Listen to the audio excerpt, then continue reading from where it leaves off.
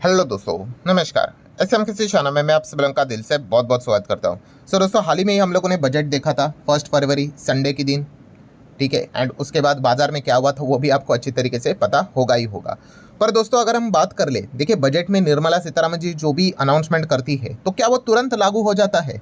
तो दोस्तों, ऐसा होता नहीं है, ठीक है। इसके पहले भी मैंने पॉइंट आप लोगों को बताया था, एक लंबा प्रोसेस होता है, ठीक है। और वो प्रोसेस सब कुछ होने के बाद, ठीक है, फिर वो चीज़ें इंप्लीमेंट होती है।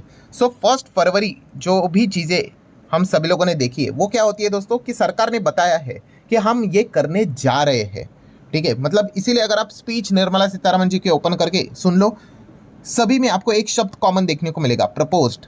प्रपोज मतलब हम ये करने जा रहे हैं, किया नहीं है, ठीक है। तो क्या वो चीज़ें सरकार कह रही है कि वो करने जा रहे हैं, तो क्या उसमें बदलाव हो सकता है? यस, हो सकता है। तो यही तो है दोस्तों कि प्रोसेस कैसा होता है कि निर्मला सीतारमण जी पहले 1 फेब को बजट अनाउंस करेंगी, फिर उसके बाद आपको बताइए हमारा जो संसद रहता है, राज्यसभा की बात करें, लोकसभा की बात कर ले, वहाँ पे उसको लेकर डिबेट भी हम लोग को देखने को मिल जाता है। अलग अलग लोग अपनी अपनी राय भी सामने यहाँ पे रखते हैं, ठीक है। उसके बाद जो कमेटी होती है वो भी कुछ हफ्तों का टाइम लेती है, क्या क्या चीज़ें उसमें प्लस माइनस यहाँ पे करनी चाहिए कि नहीं। एंड फिर बाद में जाके सारी चीज़ें जब पास ऑन हो जाती है, ठीक है, फिर वो अप्रैल से हम लोग को चीज़ें लागू होते हुए देखने को मिल जाती है। मतलब क्या है दोस्तों कि यहाँ पे बजट तो हम लोग को देखने को मिल गया, बट इसमें क्या कुछ बदलाव यहाँ पे हो सकता है? तो इसको लेकर मतलब क्या होना चाहिए, सबसे बेसिक चीज़ क्या होनी चाहिए? यस, पार्लियामेंट में भाई डिमांड तो करनी चाहिए निर्मला सीतारमण जी के सामने, सामने जो भी है अपोजिशन पार्टी वाले, ठीक है, जो सरकार में बैठे वो थोड़ी ना डिमांड करेंगे। सो फाइनली हम यहाँ पे कह सकते हैं एक बहुत अच्छी खबर हम लोग को देखने को यहाँ पे मिल रही है। एंड दोस्तों, खबर क्या है तो आप सभी लोगों को यहाँ पे पता ही होगा, आप इनको तो जानते होंगे, राघव चड्ढा जी।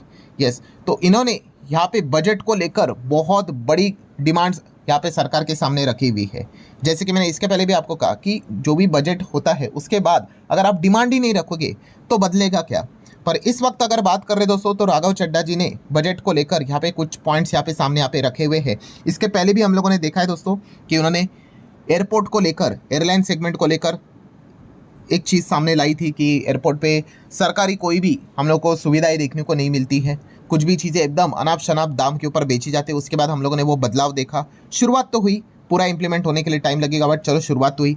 फिर उसके बाद हम लोगों ने देखा कौन सी चीज़ देखी, वो 10 मिनट डिलीवरी वाली चीज़, उसको लेकर भी उन्होंने आवाज़ उठाया, वो भी आप देख सकते हो, बहुत कुछ हद तक उसमें सुधार देखने को आप पे मिल रहा है। एंड अभी इसके बाद यहाँ पे बजट को लेकर अब राघव चड्ढा जी की ओर से यहाँ पे हम कह सकते हैं बहुत कुछ चीज़ें सामने आती हुई देखने को मिल रही है। उन्होंने 3 पॉइंट सामने रखे, 3 पॉइंट मतलब उन्होंने बजट की पॉजिटिव चीज़ें भी सामने रखी, उन्होंने बजट की नेगेटिव चीज़ें भी सामने रखी, और उन्होंने अपना सुझाव भी दिया है कि ये चीज़ें सरकार अगर करेगी, इसी वक्त करेगी, तो भी यहाँ पे अच्छी बात रहेगी।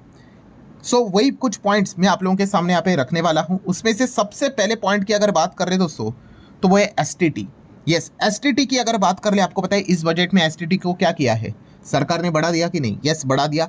पर दोस्तों let me tell you, Raghav Chadha ji की अगर मैं बात करूं तो उन्होंने एसटीटी को सपोर्ट किया है। यस, उन्होंने कहा कि एसटीटी अगर सरकार ने यहाँ पे बढ़ाया है तो मैं कोई इसको विरोध नहीं करूंगा, बिकॉज एसटीटी आपको पता ही है बहुत ज़्यादा जो सट्टा विट्टा जो चलता है, फ्यूचर एंड ऑप्शन से रिलेटेड ही जो चीज़ें हम लोग को देखने को मिले, उसी के ऊपर ये एसटीटी का बढ़ोतरी हम लोग को देखने को मिल रहा है।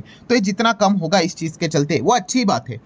पर बट लगा के उन्होंने बात बोली है, अगर आप यहाँ पे ये चीज़ कर रहे हो कि इन्वेस्टमेंट बढ़ना चाहिए, सट्टा यहाँ पे कम होना चाहिए, तो लॉन्ग टर्म कैपिटल गेन उसके ऊपर जो टैक्स लगता है, एलटीसीजी जो हम लोग को देखने को मिल जाता है, जो टैक्स लगता है उसको यहाँ पे सीधा हटा देना चाहिए। यस, ये डिमांड उन्होंने सामने रखी हुई है। आप यहाँ पे देख सकते हैं दोस्तों कि राघव चड्ढा जी ने यहाँ पे एसटीटी हाइक की बात की है, समर्थन किया है, बट स्क्रैप कर दो भाई एलटीसीजी।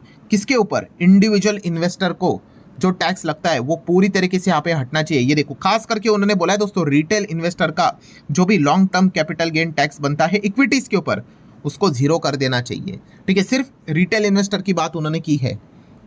सो ये डिमांड उन्होंने निर्मला सीतारमण जी के सामने यहाँ पे रखी हुई है। तो ये देखना अब मज़ेदार बात है दोस्तों कि क्या इसमें कोई बदलाव होगा या नहीं होगा।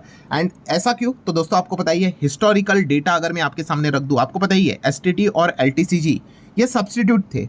मतलब अगर इधर एलटीसीजी होगा तो एसटीटी नहीं होगा, अगर एसटीटी है तो एलटीसीजी नहीं होगा, ठीक है। अगर मैं इतिहास का डेटा आपके सामने रख दूँ तो आप खुद यहाँ पे देख सकते हैं। ये देखिए 2004 के हिसाब से अगर हम बात कर ले, ये क्या देखने को मिल रहा है हम लोगों को, ये देखने को मिल रहा है एलटीसीजी 20% था, बट इंडेक्सेशन के हिसाब से था, ठीक है, तो वो कम होता था। बट एसटीटी देखिए क्या था, नॉट एप्लीकेबल, एसटीटी था ही नहीं।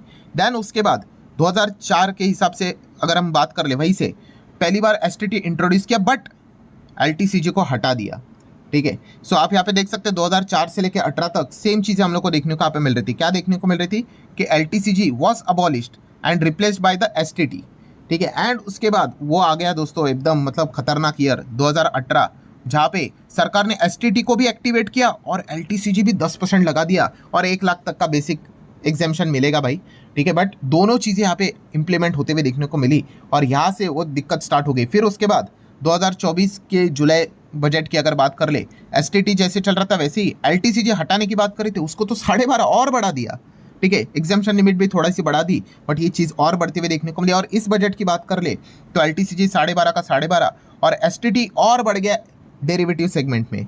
मतलब क्या है यहाँ पे, ये पहली चीज़ें एक होती थी एक नहीं होती थी, अब तो दोनों चीज़ें और दोनों चीज़ें एक एक बजट में बढ़ा रहे हैं, ठीक है। इस वक्त एसटीटी बढ़ गया, लास्ट टाइम एसटीटी वैसे ही था, एलटीसीजी बढ़ा दिया, ठीक है। उसके पहले भी अगर आप देखोगे यहाँ पे सेम उसी प्रकार की चीज़ें चल रही थी।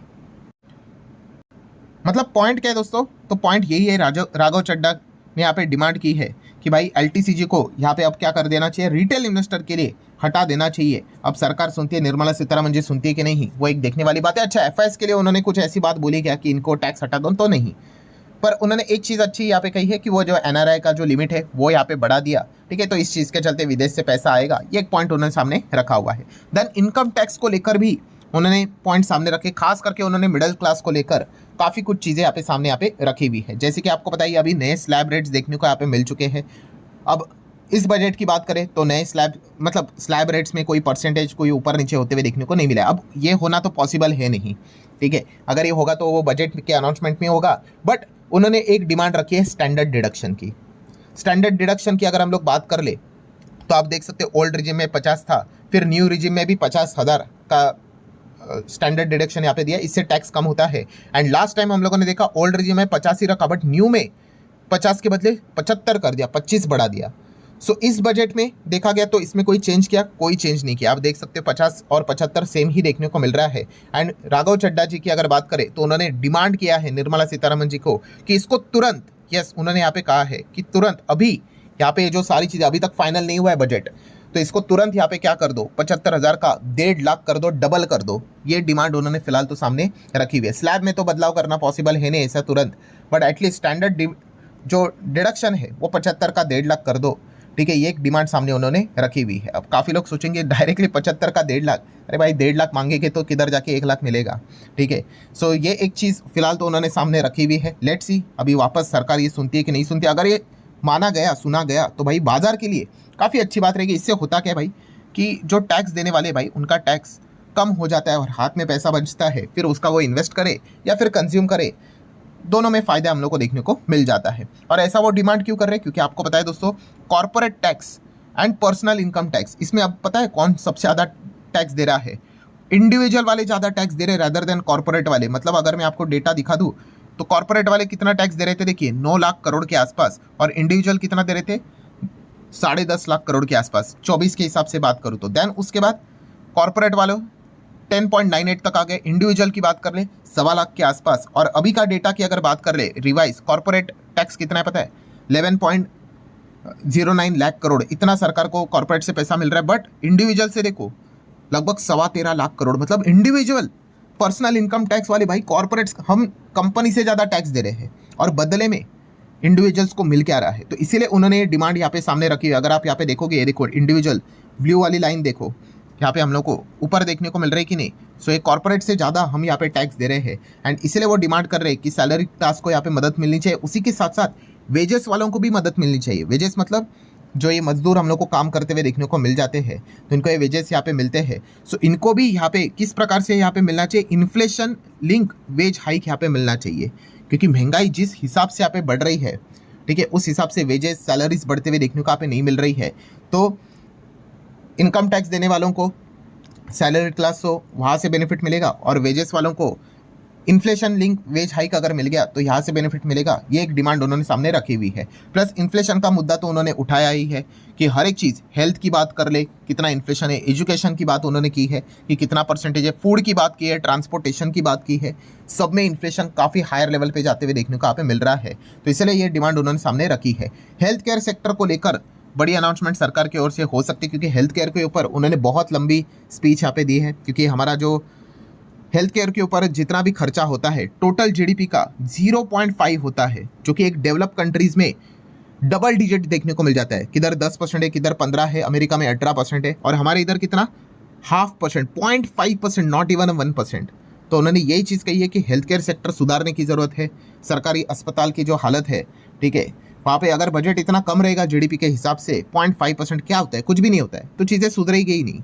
सो लेट्स सी सरकार इस चीज़ को भी सुनती है या नहीं। देन प्रॉपर्टीज़ को लेकर, रियल इस्टेट सेक्टर को लेकर उन्होंने चीज़ सामने रखी हुई है। किस चीज़ को लेकर? जो लैंड के जो रिकॉर्ड्स रहते हैं इंडिया में, उसमें लिटरली मतलब बोलते हैं ना कि कैओस मचा हुआ रहता है। एंड अगर रजिस्ट्री की अगर हम लोग यहाँ पे बात करें तो उन्होंने कहा है कि ब्लॉकचेन बेस लैंड रजिस्ट्री यहाँ पे होनी चाहिए, मतलब डिजिटल वे में सारा चिट्ठा यहाँ पे लिखा हुआ होना चाहिए कि भाई ये लैंड, ये प्रॉपर्टी किसके नाम के ऊपर है, आप इजीली उसको एक्सेस कर पाओ। क्योंकि अगर इंडिया में अगर देखा गया तो लैंड को लेकर, प्रॉपर्टी को लेकर क्या डिस्प्यूट रहता है। रियल एस्टेट सेगमेंट आपको पता ही है भाई, घर खरीदना मतलब एक बहुत ही बड़ा टास्क रहता है। अगर फंस गए तो ऐसा फंस जाओगे कि कई सालों तक मतलब वो मिलता ही नहीं है। तो इसलिए ये कुछ चीज़ें हैं जो उन्होंने डिमांड यहाँ पे की है। देन क्रिप्टो करेंसी की अगर बात कर ले दोस्तों, तो यस आप यहाँ पे देख सकते हो कि गवर्नमेंट को उन्होंने डिमांड की है कि इसको लीगलाइज किया जाए। क्रिप्टो करेंसी या फिर अदर जो वीडीआई रहते हैं, वर्चुअल डिजिटल असेट, इनको लीगलाइज किया जाए। बिकॉज यहाँ पे हो क्या रहा है, हमारे इंडिया में ये बहुत बड़ा मार्केट है, बट ये सब कुछ बाहर जा रहा है। ऑफशोर ये ट्रेडिंग हम लोग को चीज़ें देखने को यहाँ पे मिल रही है। सो इसको सरकार ने लीगलाइज करना चाहिए। काफ़ी सख्त नियम कानून कायदे यहाँ पे रखने चाहिए, एंड अच्छा खासा टैक्स भी लगाना चाहिए। तो इससे सरकार को रेवेन्यू भी मिलेगा। बट इसको लीगलाइज ना करके सरकार बहुत बड़ा यहाँ पे टैक्स का कलेक्शन भी यहाँ पे छोड़ रहे हैं, एंड ये सारी चीज़ें बाहर जा रही है। तो इस प्रकार की काफ़ी कुछ बड़ी बड़ी डिमांड्स यहाँ पे राघव चड्ढा जी ने सामने यहाँ पे रखी हुई है। और जैसे मैंने आप लोगों को बताया दोस्तों, ये कोई ऐसी हवे में रहने वाली बात नहीं भाई, ये सारी चीज़ें हम लोग को ये संसद में यहाँ पे फिलहाल तो देखने को यहाँ पे मिल रही है। तो लेट्स सी इस चीज़ को लेकर अब निर्मला सीतारमण जी का क्या रिप्लाई यहाँ पे आएगा, क्या जवाब आएगा, और इसमें से कौन कौन सी चीज़ें अब सुनी जाएगी, मानी जाएगी, ये देखना एक इंटरेस्टिंग पार्ट यहाँ पे होने वाला है। सो चलिए, फाइनली किसी ने डिमांड तो रखी है, अब सप्लाई होता है नहीं होता है वो तो बात की बात है, तो देख लेते हैं। आशा करता हूँ दोस्तों वीडियो हेल्पफुल लगा होगा, चाहो तो आप इसको like as well as share कर सकते हो। मिलते हैं अगले वीडियो में, तब तक के लिए बाय बाय।